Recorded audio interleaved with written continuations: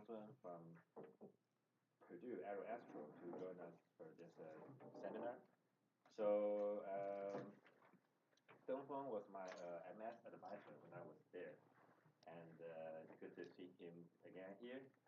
And Dengfeng got his bachelor's degree in essentially mechanical engineering from Tsinghua University, and master's from Ohio, from OSU in industrial and systems engineering, and a PhD in systems engineering from UC Berkeley. And his research, so he is an expert in air transportation, and his research interests include control and optimization of large-scale systems and their applications in aerospace engineering. He's also a private pilot and advises a pilot club at Purdue University. That means he does fly aircraft on his own. Okay, so let's welcome Dengfeng to give this seminar. Thanks, Lee. Thanks everybody for coming here for this seminar. It's my first time in this university. It looks really nice. So hopefully I can visit here soon, more times in the future. So today I'm going to talk about some of my recent work on computational methods for computing some optimal solutions for dynamical systems, and these systems are usually networked. This is a very general title, but specifically for this talk today, I'm going to introduce application of the methodology we developed here for air transportation systems under weather uncertainty.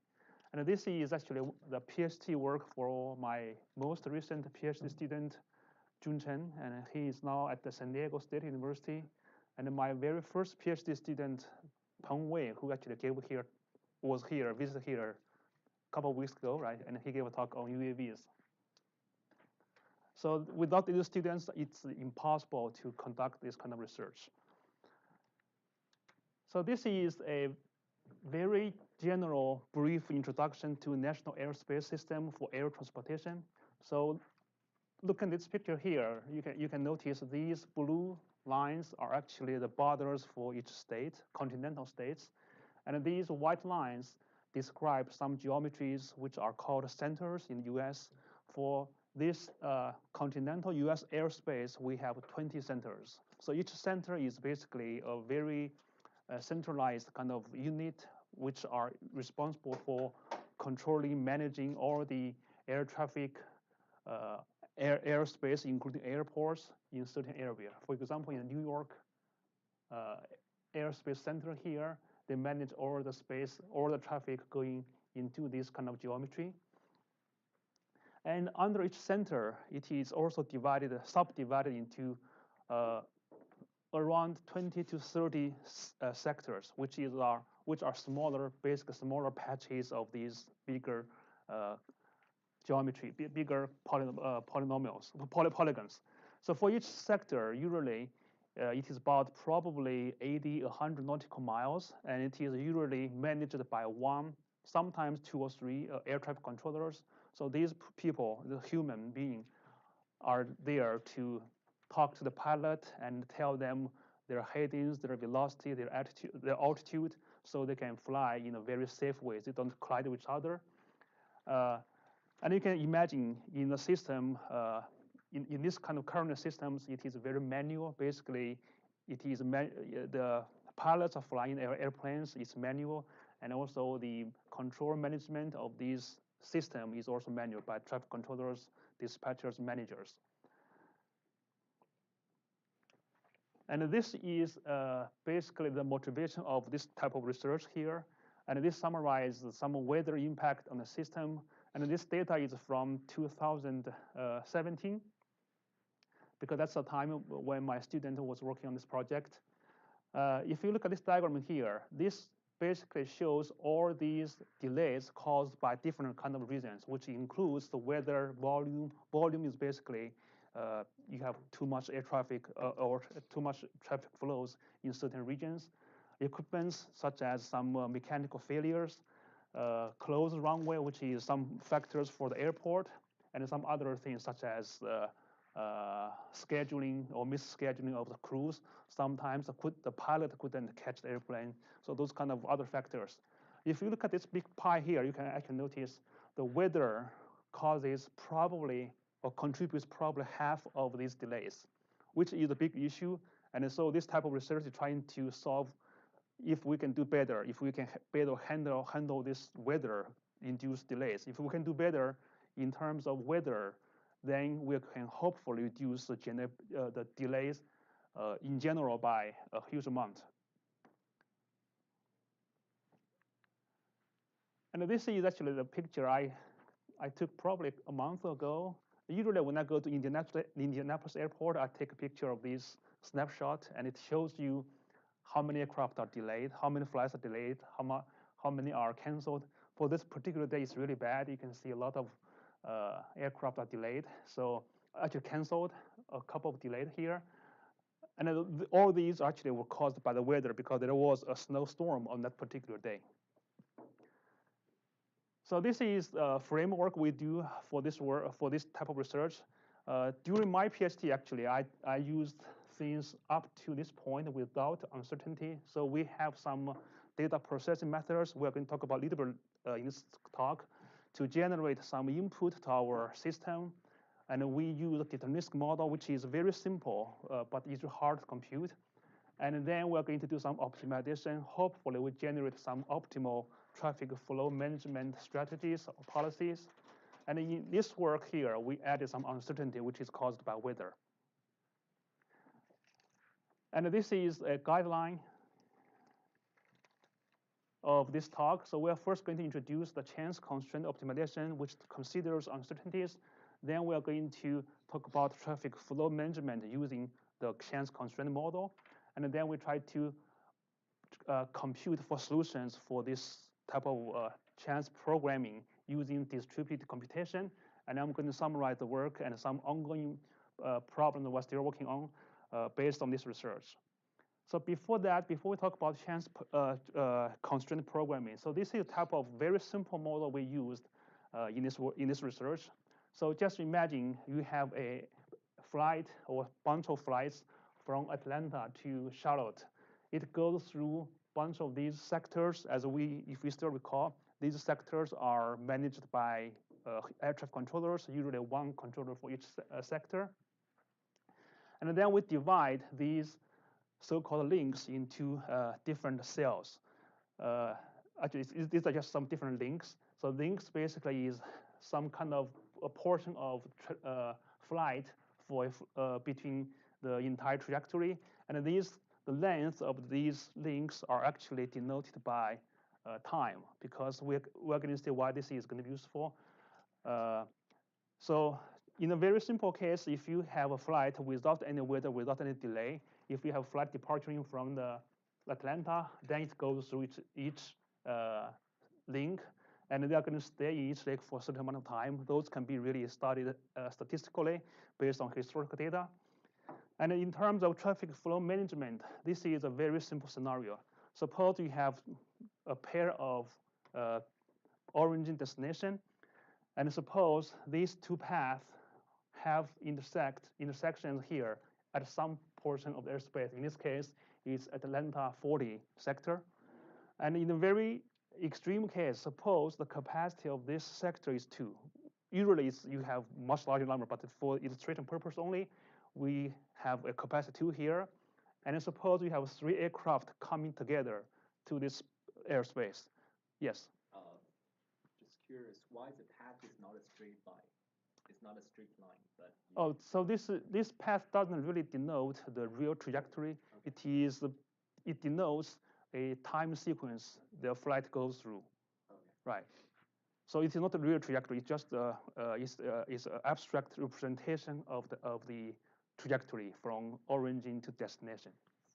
Right. So suppose we have 3 aircraft, and these 3 are coming to this particular sector at the same time, because the air traffic controller for this airspace sector can only take 2, right? So one of them have to be delayed or rerouted. In our case here, we don't do rerouting because rerouting in space, in the air, is really extreme difficult for air transportation. So there is going to be 3 choices which want to be delayed. And in fact, if you go a little bit backward, you may want to delay the airplanes on the ground because staying on the ground is going to be much cheaper than staying in the air. So in this particular case here, you have three choices for delaying each of these aircraft, and you have a lot more choices of where or when you delay the aircraft. So if you have a small case, you can basically enumerate the possibilities, which one you're going to delay.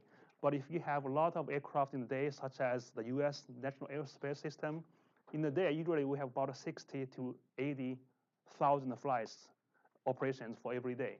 And it is impossible to do these enumerations. So that's why we formulate a mathematical model to solve the problem. And by the way, this is some data analysis technique we use to build a network model. So we have some historical data, which is basically tracking each aircraft every minute. And that's why the reason we use the time to denote the link length, if you still recall, because it's easier, because that is going to be a uniform kind of unit you can use to describe for every flight in time. And these are just updated, and the traffic tracks here is very close. It's updated every minute. And if you do a very simple kind of clustering technique, we don't even use machine learning. We just do clustering. You can basically construct a network like this here. So comparing these two, by looking at these two, they're very similar, right? It's complicated. You have similar geometry, but this is a network. So we have, as Professor Chow has done a lot of work in this area, we can have a lot of network optimization techniques to handle such a graph. But this is just some independent data. It's really hard to analyze or do controls. So this is a mathematical formulation for traffic flow management in a deterministic way. So this objective is minimizing the flight time. And if you still recall, we use actually x, which is xi here. It denotes the number of aircraft in a certain in a certain link. And we can actually prove if you add these numbers together, it is equivalent to minimizing the total flight time. And also it's going to be equivalent to minimizing the delays if you have a expected flight time. And subject to all these constraints. The first one is the sector capacity constraint, which is basically you cannot have too many aircraft in a sector, right? So that's because we have a capacity of air traffic controllers. And this is the departure and arrival capacity constraint. That's because for each airport, you cannot depart many aircraft at the same time. Usually, the physical constraint by FAA regulation is you can only have one aircraft on the runway at a time, which means if we depart, you have to take a sequence. And if you use the same runway for departure and arrival, these have to be managed by having only one aircraft at a time on the highway, on the runway. And this is the initial condition is because when we do the optimization, usually you're going to have some aircraft airborne. You have to consider those aircraft. In fact, many times if you start from middle of the day like this time here, you are going to have a lot of aircraft already airborne. And these are basically the dynamics, and it's very I would call it simple because it only considers the conservation flows. How many aircraft come into the airspace, how many going outside the airspace, and how many are staying in the airspace. In the meantime, we also have the inflow outflow constraint. This is some constraint we actually noticed many researchers did not consider in terms of this type of modeling. Even though they can get a very interesting result, it's actually not feasible. That's because if you do not put such a constraint in this optimization problem, many of the aircraft will fly at light speed. They enter this sector and they can exit instantaneously without staying there for a possible minimum flying time. The last one here is very simple, but it's extremely hard to handle. It's a positive interior constraint because we are talking about airplanes, not traffic flows. So you cannot have like half the airplane delayed in the airspace and the other half going into the other. So this is a physical constraint for the nature of airplanes. And if you look at these constraints, object functions, you can actually see the objective, which is now denoted as fx, is actually a linear constraint, right? Because x is your design variable. It is scaled by, it is combined with some linear coefficients. And all these constraints are actually all linear. Yes? So the decision variable is q? The decision variable is, in fact, we have bunch of decision variables. X itself is a decision variable, but also Q's and also some others, such as F. So, but these are correlated by the dynamics because the real constraint, right? Exactly. The real constraint is going to be the inflow from the source, right? Others can be delayed, right? Right. Others can be related to the inflows. That's a very good point. So the capacities are deterministic because these are capacities right here, the sector capacity constraint, departure, and arrival. The problem is that even though this is a very easy integer linear program, the size is huge. Based on our study, if you study the entire national airspace system using this modern technique, we have about billion of number of variables, about 2 billion constraints. Fortunately, at that time, during my PhD, I designed some distributed control algorithm, distributed optimization algorithm, which can solve the problem for up to 4 hours, which was a big thing at that time based on the computational stores we had. And then my student did this similar kind of modeling and computation using cloud computing, which dramatically increased the efficiency. But this work doesn't include any uncertainty. Everything is deterministic, including the departure time, including these capacities. And this is what we try to handle in this talk. So here, as we mentioned, the capacities are actually going to be impacted by the weather. We're going to show how they are going to affect the capacity in a moment. The bottom line is, it is going to be pretty much useless if you have a deterministic model like this right here without considering any constraint, because any small type of change in your capacity will change your control strategy. So we consider some uncertainties by denoting this random variable C right here. We have exact same kind of formulation, but we introduced uncertainty by introducing this random variable. And talking about stochastic programming, even it's linear, there are a lot of research we have seen in the past. One of the most commonly used technique is the so-called the scenario tree method, which is in the case when we have random parameters and we're going to realize these parameters along the predefined tree, like someone here. So at certain event, you are going to have some probability. For example, in this case, there might be like 6% chance you have a clear weather. There might be a 40% chance you have bad weather, which means these trees will determine different scenarios when you have different capacities in the air. And this is a very nice work to do, but if we have many more scenarios, the size of this tree is going to increase exponentially, which is almost impossible to handle the nationwide kind of traffic flow management. This strategy has been applied to a single airport for ground delays, which means you're only taking care of one particular node in the network, which is the airport.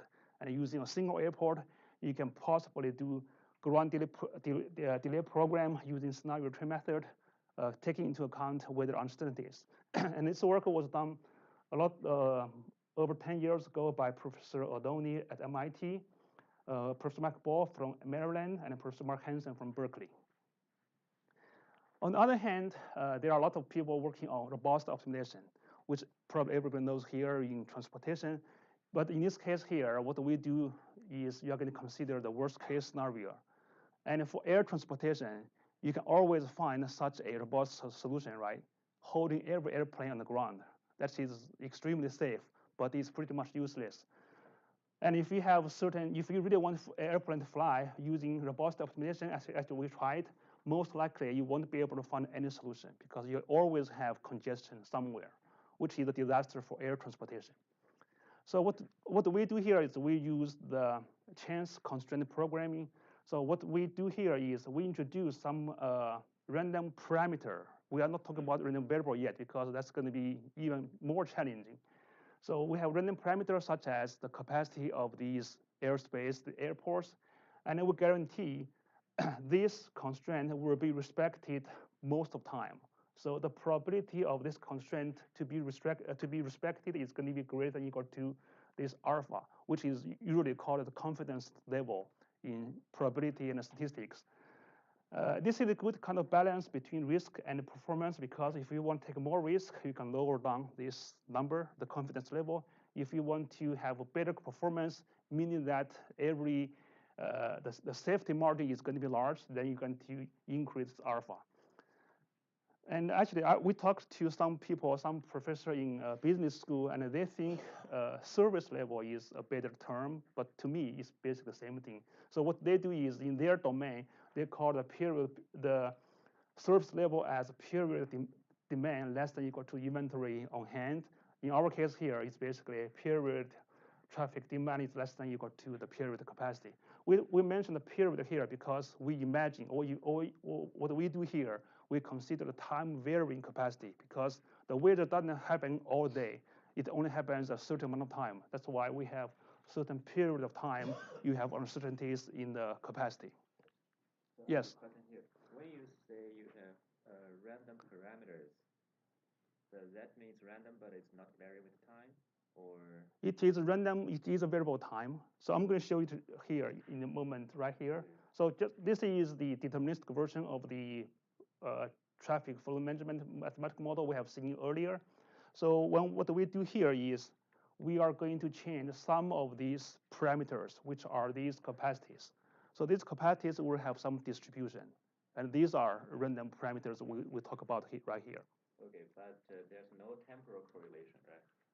That's a very good point. We're going to show there is going to be special correlation. We don't have temporal correlation specifically written in the formulation here because this is time t. So basically we are going to give you a certain sequence of these CS with certain distributions at a certain time. We don't study how these sequence is temporally correlated. We didn't do that. But that's a very good point because the weather has certain patterns and they're going to evolve with time, right? So we consider these uncertain parameters due to some reasons, something happening in the past and in the current days. The most important part as our motivation is we want to handle this probability of different weather forecasts because if you look at the weather app or the weather website, it always says there is this percent of possibility you have a thunderstorm. There is this kind of possibility you have a snowstorm. So that's why actually there is a lot of studying at NASA which relates the forecast of weather to these capacities. But we don't do this. We only take care of this. Assume you have a distribution of the capacities. We are going to continue this work. And also nowadays, because a lot of activities for UAVs, which are using some part of airspace, particularly close for the low altitude airspace. And this also causes some fluctuation or uncertainties of these capacities because the capacities, particularly for departing and arrival, they are really at a low altitude and they are going to be affected by these UAV activities. And one of the things, as you mentioned the correlation, temporal or spatial correlation. And in fact, if you do not consider the spatial correlation, this type of problem is going to be very easily transferable to deterministic problem because you can always compute the Q quantile based on the confidence level. And then you're going to have a deterministic constraint for a single variable problem.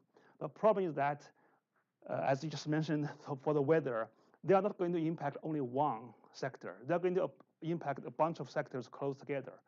And this can be considered in this formulation. And in fact, I want to show you one of the studies which are using the airports in this area here. So everybody knows these three major airports, right? New York, LaGuardia, JFK, and also there is a smaller one, TW over there.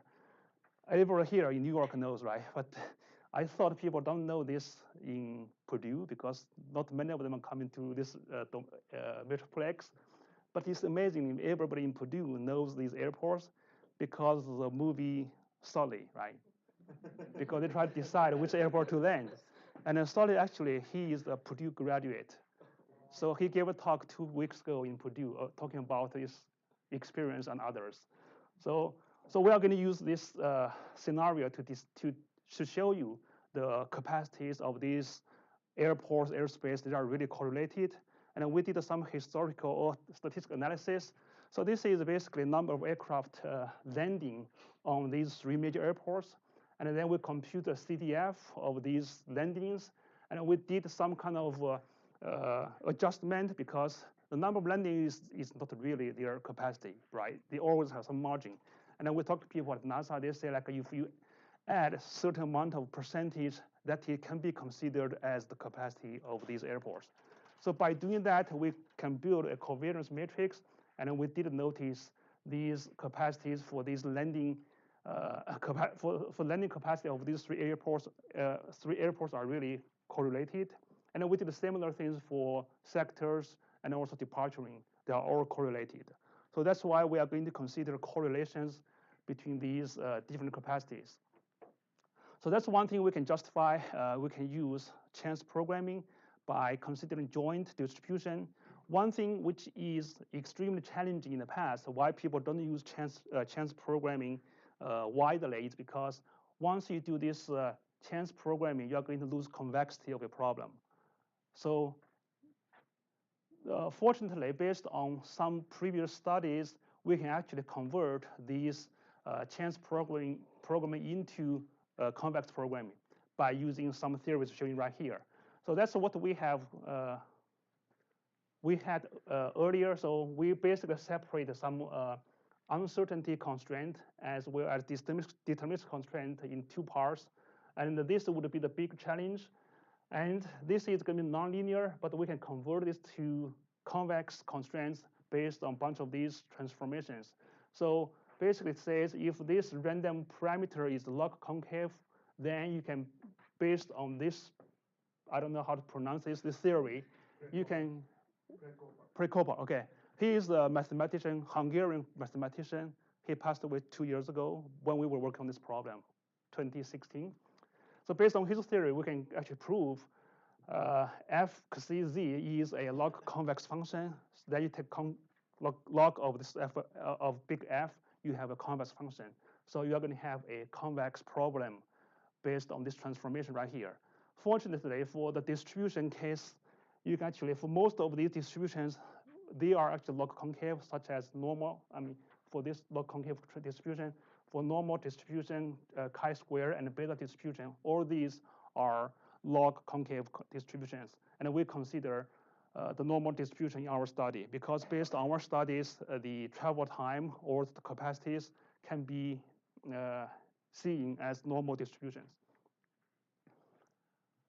So once we have this convex approximation, we still want to solve them, right?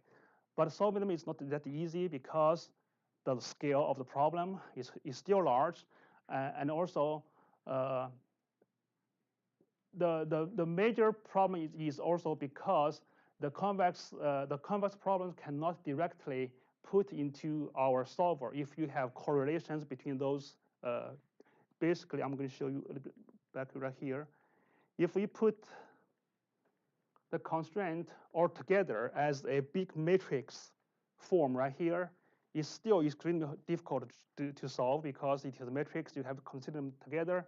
So what we did is we are going to develop some decomposition-based methods to decompose the CDF into a bunch of marginal functions, and then we are going to approximate the marginal functions using convex functions, which is still not easy because there are a lot of ways doing approximation. We want to find a form which is going to give us a uniform kind of decomposition for every type of marginal functions, and we want to keep these decomposed functions still to be convex. Because if you want to do decomposition, if your functional components are not convex, then you are going to lose convexity again. So fortunately for this type of work, we can do this type of approximation in convex form. So this is, suppose this pky is a approximation of your marginal function, gi, basically gk of y. Then we can actually find a base function, which are polynomials denoted as psi j y. And this is based on the Bornstein polynomial. And the Bornstein polynomial, you can basically find a bunch of these points to determine where you are going to do the interpolation. And we chose Chebyshev noise because it's easier to compute. We have a mathematical form to identify the Chebyshev nodes, given the degree of the polynomial and the bounds of your y. So what we do here, we can actually add a bunch of these functions together, and this is the Bornstein polynomial, and these y's are Chebyshev points. So given the points, given the polynomial, the only thing you need to do is to identify these CJs, which can be easily computed using these squares. So the good feature or good property of this kind of approximation is each base function, each Bornstein polynomial function is actually convex. So adding all these convex functions with these positive or non-negative coefficients, you still have a convex function. So every component in this approximation is going to be convex. So what we need, so if you have learned any optimization techniques, or you do in terms of numerical schemes, solving the optimization is you need to have your function to be evaluated. You need to evaluate the gradients because convex functions has a nice property. You only need the first order gradient to compute for optimal solution. So with this Bornstein polynomial approximation, you can see every component is going to be a convex function.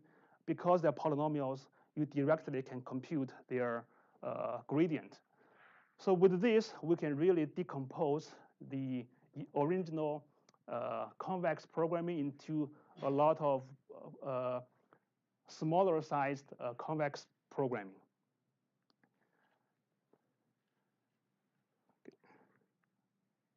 Okay, I think this is the detailed kind of process I just described. And the key feature is these computation can be done in parallel because for Bornstein polynomials, you have the base function, which is basically computed given a set of points. These can be used for computing these functions as well as gradients in polynomial in parallel.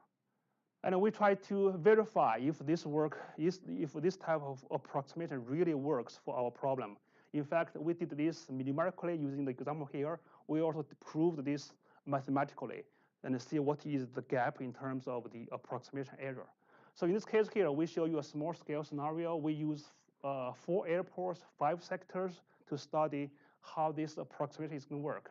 So these are several sectors in Cleveland Center.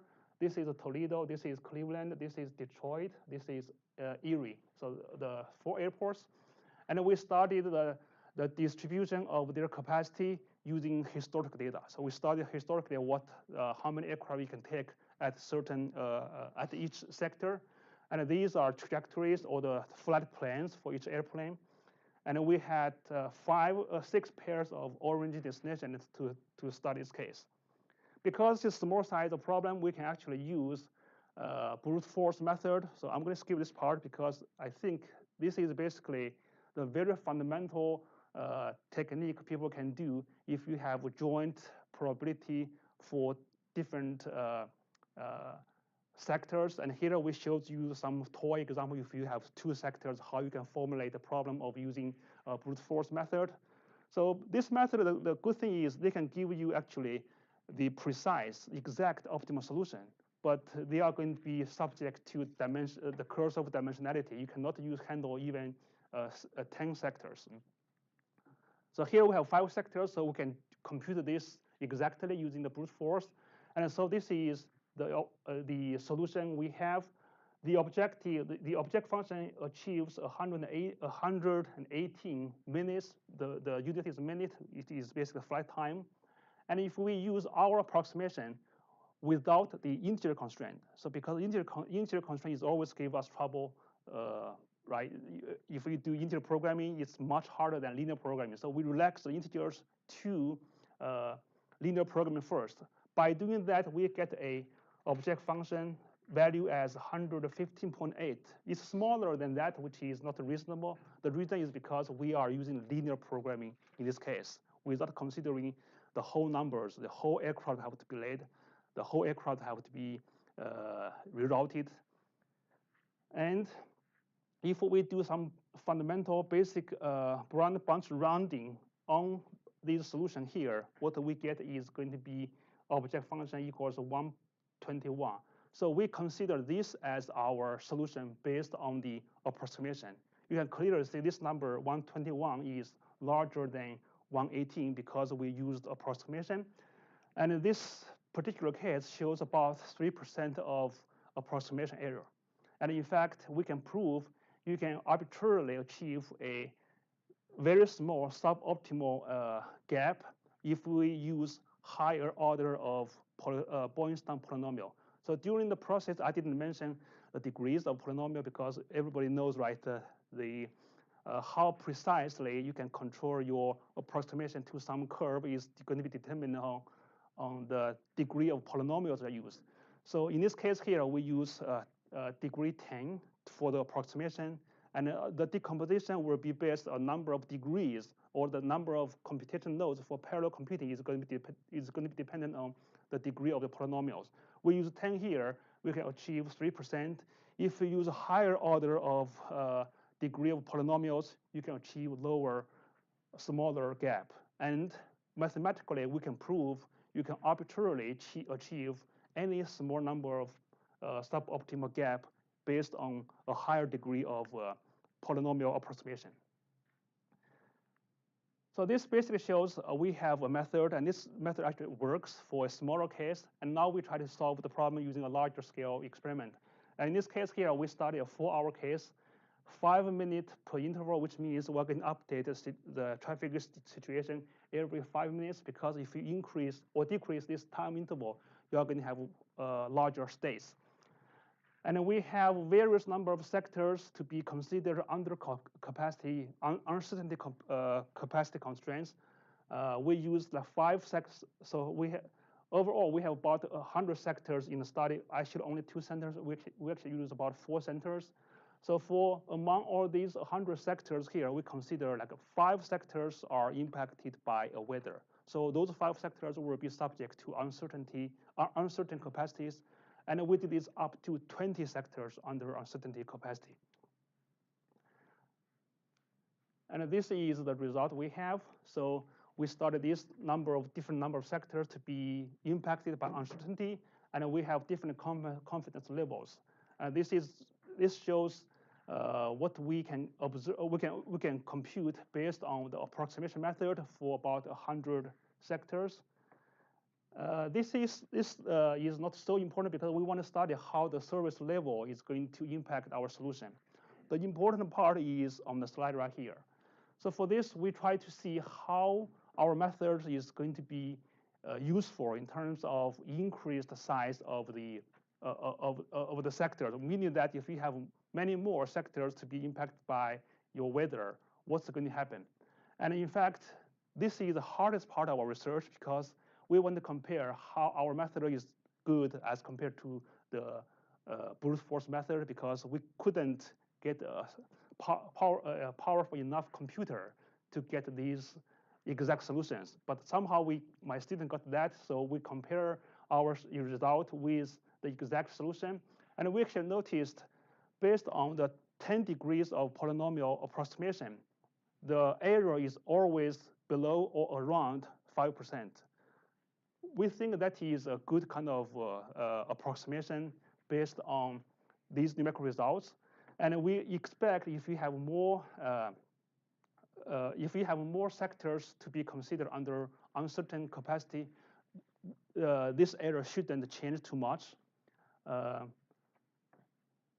this is a very important result. And the other one is going to be how we can implement this method using state-of-art computational technology, because we know, at least based on my experience from my PhD to my students' PhD time, the computational technology has evolved tremendously. So we actually first started this computation on Hadoop, which is the very old-fashioned or version of cloud computing. Then we moved to Spark, which is much faster.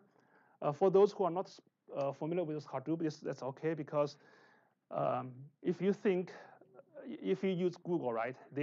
What Hadoop does is basically they try to compare different streams. If you use Hadoop for searching some information, they basically compare different streams. And what we did actually, we rewrote the node function for the Hadoop. We replaced the comparing or searching capacity in the Hadoop system by doing linear programming, because our subproblems are linear programming, right? So if we can somehow use the node to compute our solution for our linear programming, we can use the structure of the Hadoop to solve our problem. One thing we noticed that if we do that, because comparing strings, pretty much they have the same amount of time, right? But computing solutions for linear programming, they are very different. If you compute a single route from like San Francisco to New York, as compared to computing a route optimal solution from Chicago to Indianapolis, they have different size, so they take a different time. That's why we noticed the computational time for each individual node is very different. We did some kind of very simple task assignment for computing for assign different computing resource to different nodes, and we can better manage the computational time in Hadoop. But this wasn't an issue at all for Spark, because Spark can automatically balance these computation. So this is only 3 years away between two PhD students' work.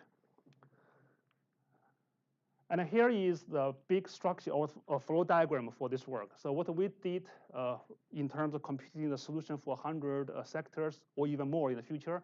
So we have a chance constraint model, as we mentioned earlier, and we are going to have a flight plan, which is basically what the airlines do. Like they're going to propose you're going to have an aircraft departing from LaGuardia to San Francisco at 9 a.m. Those kind of information we can have as the flight plan. And then we are going to build a chance constraint, which is basically the capacity uncertainties based on either weather forecast or from some other historical database. And then we're going to do the polynomial-based approximation using Boyle's polynomial to approximate the constraints.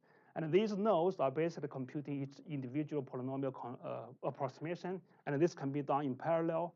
And then we're going to check if the algorithm converges or not. If not, we're going to do some iterations. So very simple kind of structure, as you can see quite often from optimization.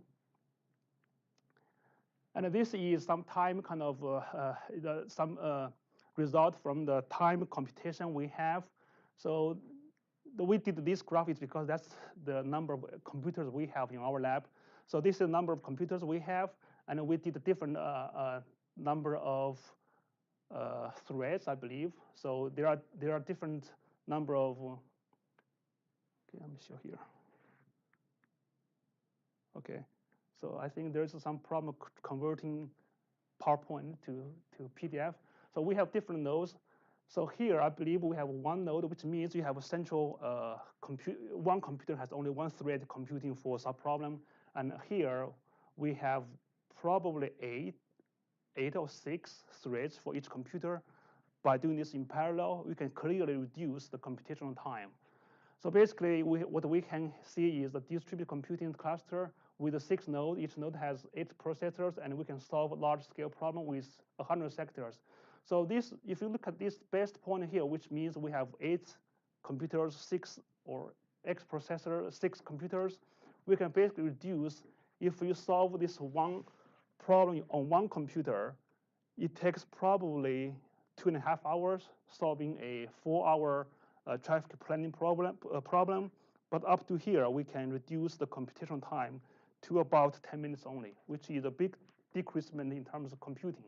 And this, we're not claiming this is going to be useful, really helpful for real traffic management, but it does give the air traffic controllers or air traffic managers some idea what your traffic will look like based on the prediction or the forecast of the weather we have at this moment, up to 4 hours.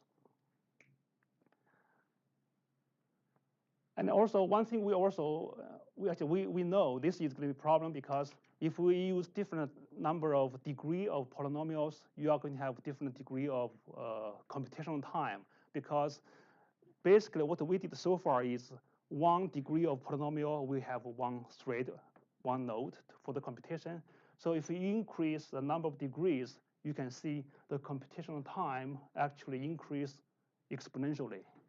Of course, if you want to have a better approximation, as we mentioned, you need to have more higher degrees of polynomial. In that case, you are going to increase your computational time exponentially. And based on our study for traffic flow management problem we have right now, we think the degree of 10 to 15, which is from here to probably here, is a reasonable kind of degree you can choose to solve this particular problem. So in this research, we have developed a chance constraint optimization problem to take into account some uncertain capacities for air traffic flow management. And we developed a polynomial-based or convex approximation to solve the problem. We also solved this problem using some state-of-art kind of computational platform as well. So currently, based on this work, what we do here is we try to investigate the selection of a proper service level, because we studied the computational time, we studied the degree of approximation, but we do not have a good idea which proper service level, which is actually the confidence level we should have, right? Because that is really based on different kind of maybe opinion. The FAA and airline, air traffic controllers, they might have different kind of confidence level or service level in mind. So that's something we try to do some survey for those customers. Another way we are trying to solve here is actually we try to work with some other folks. Jim Lee might know those people in Purdue. We have a lot of faculty who does stochastic hybrid system modeling. Basically, they use very classical control theory to study the temporal correlation between these capacities. So that's one thing we are doing right now. And we also try to explore the application of this method to some other scenarios, such as how the UAV is going to eat the airspace capacity, which is going to be huge in the next couple of years. So this is all we have for today. Any questions? Well, let's thank the Thank you. Yes. Question. So with regards to like the stochastic programming part, so if you in your case you looked at like 4 hours ahead, Right. And that's due to like you're considering the weather forecast and also the computational resource we have. Right. Right. Constraint, right? So as far as like the weather prediction part, right? There's a lot of sensitivity to initial conditions, right? So if even if you didn't have the computational constraint, like how far ahead would you be able to? What do you mean the initial condition in this case? I guess that alludes to like what Lee was mentioning about the temporal correlations. Okay. So because the weather conditions can be more chaotic longer term. Right. So we haven't looked at that part yet. There is one work which is my student was working on the problem which is different, a little bit different from this here. We call it the dynamical route routing. So what we do here is basically we assume everything is predicted 4 hours. I'm going to do 4 hour planning, and everything will be set after my computation. So for dynamical weather routing is basically, I'm not going to consider anything that is beyond maybe 2 hours. So I will just let the flight depart, and then if there's a weather here, I'm going to recompute the trajectory in the air based on the current weather or a very short amount, a very short horizon prediction of the weather. But we are not using this method because you're absolutely right. So that will change the initial condition, and you may do the computation based on the most recent information you received, right? That's a very good point. That might be helpful in terms of the dynamic weather routing. Yeah, thanks. Yes. Could you explain more about how to add the classic control to do the time series? Yeah, this part we just started yet. So basically what we have is you are going to have some kind of probability of jumping from one state to the other, right? Yeah. This state, in our case, would be a good weather or bad weather. So basically at hour 10, you are going to have maybe 20% of reduced of capacity, and the next hour maybe you have 100% is okay, right? So this is what we consider here as the stochastic or switching condition based on different time kind of prediction, or not prediction, the forecast. Did I answer the question? Okay. Does that mean that add the prior knowledge, or just the probability into this? This here is just probability. So there, we don't have any prior knowledge in this type of study right here. Oh, just the transition. Right. Well, but the transition probability is also prior knowledge, isn't it? Yeah. Yeah, I think you're right. Yeah, right. So determine the probability, right? Yeah, of course, right. But in general, you may do some learning for this probability. I try to avoid using learning because, as far as I know, customers flying airplanes or taking airplanes, they don't trust machine learning, right? Sometimes, many times, you don't put yourself into a machine learning kind of structure, right? Right. That's actually a very old topic because when people design airplanes, right, some people use machine learning. They call it neural network at time, right?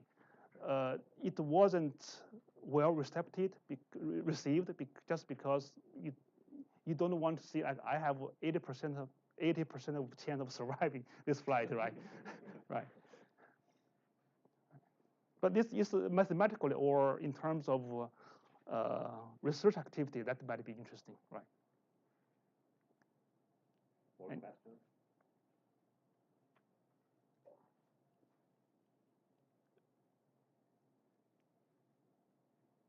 Okay, thank you very much for coming to this seminar. Thank you.